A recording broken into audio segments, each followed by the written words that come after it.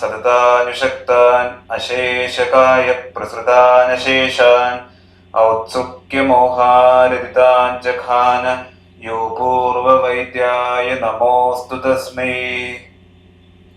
Good morning, dear students. Today we are continuing with Vastuvidya Adhyaya, its third part.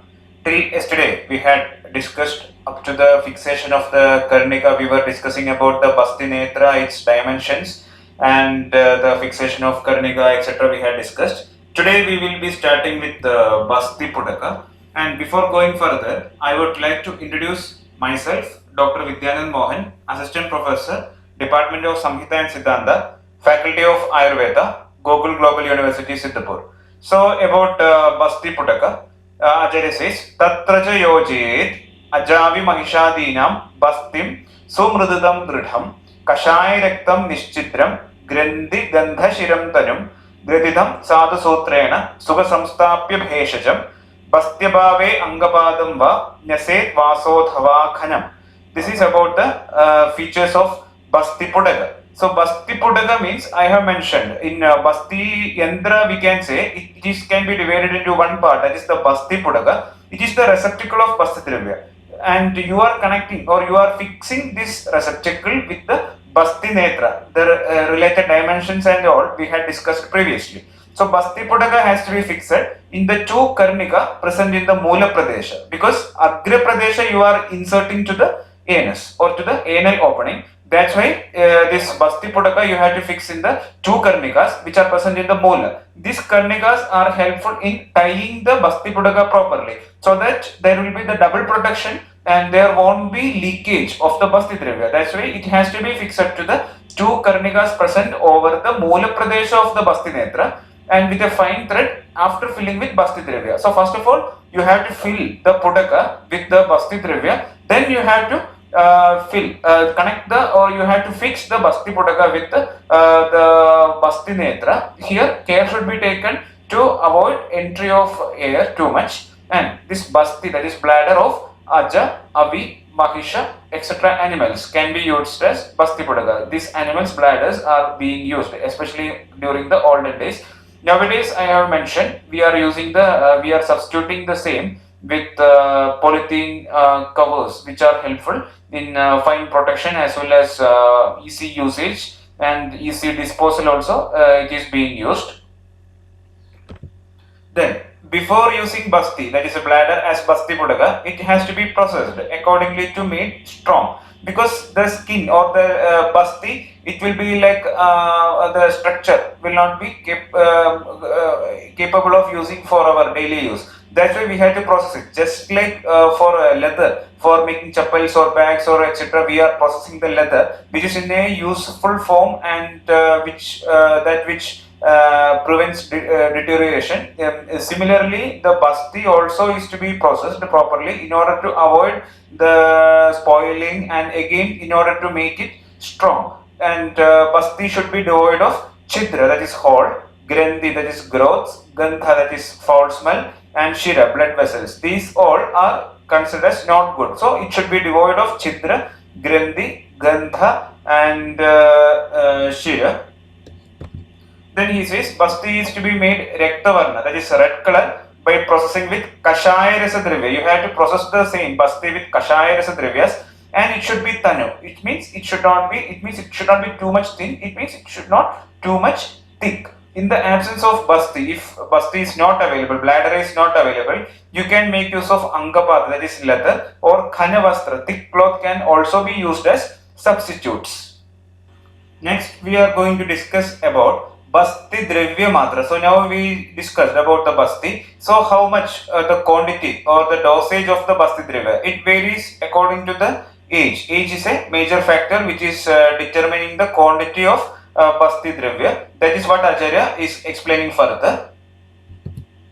He says, Niruha Matra Pradame Pragunjo Vatsare Param Pragunja Vridhir Pratyabdham Yavat Shat Prasradaha Tadaha Prasradam Vardhedurdham Dwadasha Ashtadashasyato Asaptaderidam Manam Dasheva Prasradaha Param Yathayatham Nirohasya Pado Matranuvasane. So here he says mainly about that of Kashaya Basti, and later he is telling that it's 1/4. Pada should be considered for Anuvasana. So this Praguncha or this Prasuta, the two measurements you can see here. So based on that you have to make it. Acharya says at the age of Kashaya Matra Pradame Niruha Matra Pradame Pragunjo. During the age of 1 year, that Matra should be 1 Pragunja and it should be increased accordingly. Means it should be increased by 1 during every year. Niruha Matra Pradame Pragunjo Vatsare Param Pragunja Vriddhi Pratyabdham. Means during each year it should be increased by 1. It means one at the age of 1, the matra of Kashaya Basti will be 1 pragunja, and during the age of 2 years it will be 2 pragunja, 3 it will be 3 pragunja, 4 pragunja, 5 pragunja, and up to when it should be continued. He says pragunja vriddhir pratyabdam yavat shat prasrdaha tadaha, until it reaches shat prasrda, that is 6 prasrda. 6 prasrda means it will be like 12 pragunja, it reaches 6 prasrda. It means 1 prasrda is equal to 2 pragunja. It's double. So until it reaches 6 prasrda, it means you have to multiply by 2. It means 12 pragunja. It means up to the age of 12, you should continue the increase by 1. So it means it will be like this: 1 year, during the age of first year it will be 1 pragunja, then 2 pragunja, and later 6, 7, 8, 9, 10 you have to provide 6, 7, 8, 9, 10 pragunja, and 11th year then 11 pragunja. At the age of 12 it becomes 12 pragunja. 12 pragunja means it is 6 prasarda. So up to 12 year it is like that. After that what he says is Prasridam Vardedurdam. Afterwards, you have to increase by Prasrita, not by Pragunja. It means 1 Prasrita is equal to 2 Pragunja. So, from 13th year onwards, you should increase by 1 Prasrita means you should increase 2 Pragunja. That's why during the age of 13, it becomes 14 Pragunja, and during the age of 14, it becomes 16, and during the age of 15 years, it becomes 18 Pragunja. Then during the age of 16 it becomes 20 pragunja, and during the age of 17 it becomes 22 pragunja, and 18 year it is 24 pragunja. So here he says prasridam vardedurdam dwadasha ashtadashasyato. Dwadasha ashtadashasya. Ashtadasha means a person who is having the age of 18. For him the matra is dwadasha prasrida, means 12 prasrida, that is 24 pragunja. He says asaptaderidam manam. Up to the age of 70 years, this mana is to be followed. It means 12 prasrida or 24 pragunja has to be continued up to 7 years. Then what he says, Dashaiva prasrida param. After 70 years, you should give Dasha prasrida, 10 prasrida. It means 20 pragunja. With this way, in this way, we can fix the dosage of matra of Kashaya Dravya in Kashaya Basti. In this way, Acharya has fixed the Kashaya Basti, this Basti Dravya Matra, and I hope it is clear for you. Just go through. In every year, you have to increase by 1 pragunja, and it should be continued up to the 12th year, and in the 12th year onwards, after that you should increase by 1 prasrida. It means you have to increase by 2 pragunja. That's why it becomes 14, 16. In this way, 2 units will be increasing, and up to the 18 years it becomes 12 prasrida. It means 24 pragunja. It should be continued till 70 years, the 24 pragunja matra or 12 prasrida, and after 70 years you have to reduce it by 2 prasrida or 4 pragunja. Then it becomes 20 pragunja will be the matra you can give after 70 years for a person who is wishing for, you are planning for basti karma. And yatayadam niruhasya pado matra anuvasane. In case of anuvasane basti, you have to take the 1/4 of these all. For example, in a person who is having the age of 2 years, you are giving 2 pragunja. Then that is kashaya basti dravya. So anuvasane basti dravya should be, it's 1/4, that is half pragunja you can give.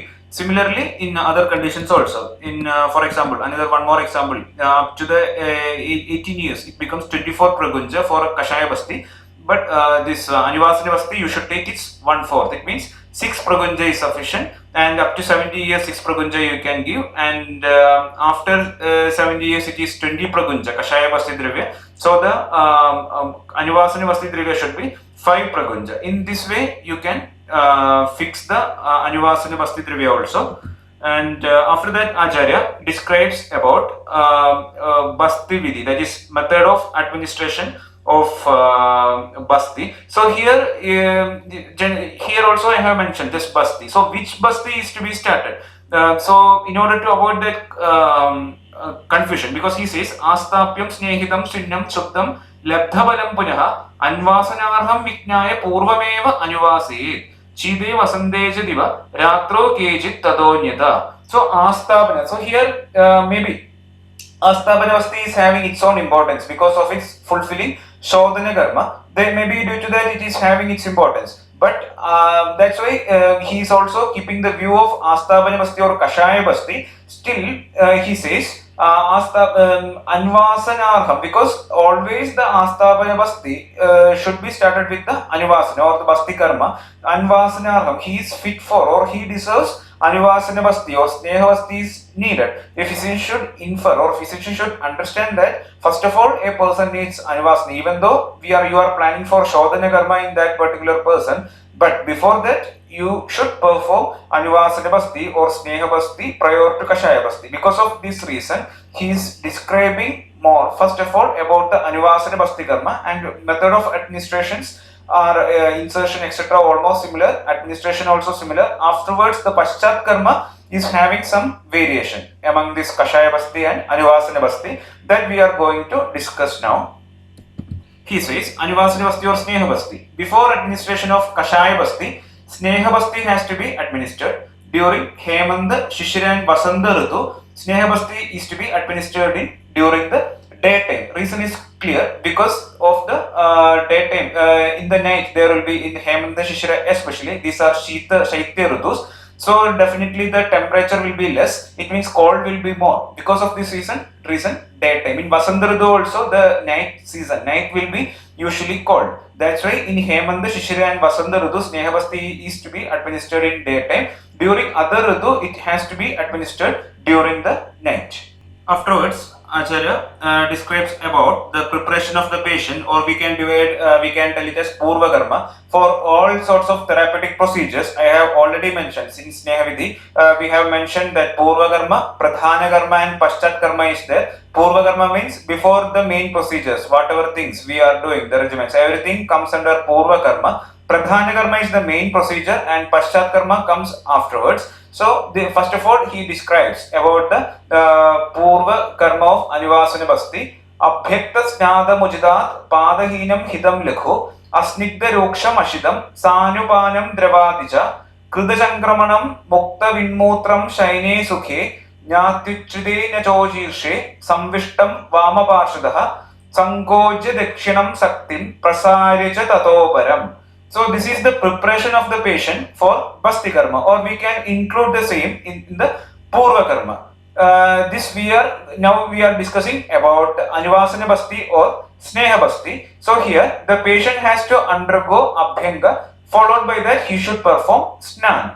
And he has to consume, because in indications or contraindications of Anivasana Basti, we have mentioned that a person who has not taken Niranna without having the food, it is contraindicated. That's why the patient has to take the food before Anivasana Basti, but it is having some regulation. He says he has to consume 1/4 of his regular meals. He is not supposed to take the full meals prior to Sneha Basti. He should take 1/4. For example, if he is having these regular meals, if he is taking 6 rotis, he can cut short it into its 1/4. He can take 1.5 or 2 maximum. In this way, he can cut short the meals, and he has to consume 1/4 of his regular meals, which is an hita and leko. It should be pathya, it should be conducive, or it should be wholesome. He is not supposed to take the viruddhahara, dadhi, etc. such things, and abhishandhi ahara. Such things are prohibited. Then and the ahara which he is consuming, it should be laghu also. Laghu means easy to digest. This is also important. Abhyakta snada mujidat padahinam hitam laghu asnigdha rukshamashitam sanupanam dravadisha. Ahara should neither be too snigdha nor too ruksha. Means ahara should not be, there should not be too much the snehamsha, unjust substances, or it should not be lacking the snehamsha also. That's why it should neither be too snigdha nor too ruksha, and suitable dravadravya are to be taken as anupana. That also patya dravadravya. Nowadays, present days, you may be using the chilled water or juices, etc. Maybe we may be using. So it is not good. Preferably, Sukhoshna Jala is considered as the healthier one. Better to avoid the chilled products immediately after consuming the food, and especially when a person undergoing the therapeutic procedures. Asnigdha rukshamashitam sanupanam dravadija krida chankramanam mukta vinmotram shayane sukhe. He has to just krita chankramanam, just undergo, the patient has to walk a little, and later on urge should evacuate mutra or purisha. He has to do that also. Because after ahara sevana, Acharya Susruta also advised the patient, the person, he is supposed to walk for 100 feet, 100 steps. He should walk. So here also, after walking, after having the food, he is not supposed to sit idle, or he should not sleep, or he should not come to a lying. He should not lie down immediately. Instead of that, he should just walk a little, and later on urge for mutra or purisha. He should evacuate that mutra or purisha. If any urge is there, he should evacuate.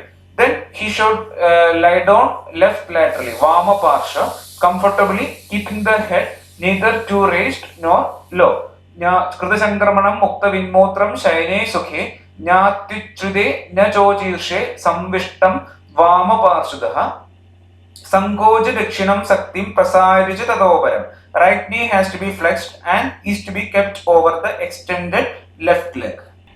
So left lateral position is having its own importance, because our amasya and the intestine, etc. Will be attaining the correct position, correct posture when we are adjusting to this left lateral position, that is vama parsha. Then this grahani, etc. are also located based on that location, and so it aids the proper movement of the doshas. Because of this reason, the patient is strictly advised for left lateral position, and it should be comfortable, because the basti is somewhat tedious in the sense it may create some panic in the patient. So the physician as well as the attendants who are present there should make the patient comfortable for this procedure, because it is inserted through the anal opening, and naturally the person will be feeling a sort of sensitivity, that is a sensitive area. So because of this reason, then he says comfortably and keeping the head neither too raised nor too low. Means usually we are facilitating the same with the help of this hands. The patient is supposed to rest over his extended hands itself. Then afterwards, Acharya says right knee has to be flexed, and it should keep over it is to be kept over extended left leg. And imagine the patient is in left lateral position, and at that time his left leg should be in an extended position. Left leg comes below, and it will be touching to the surface of this therapy table.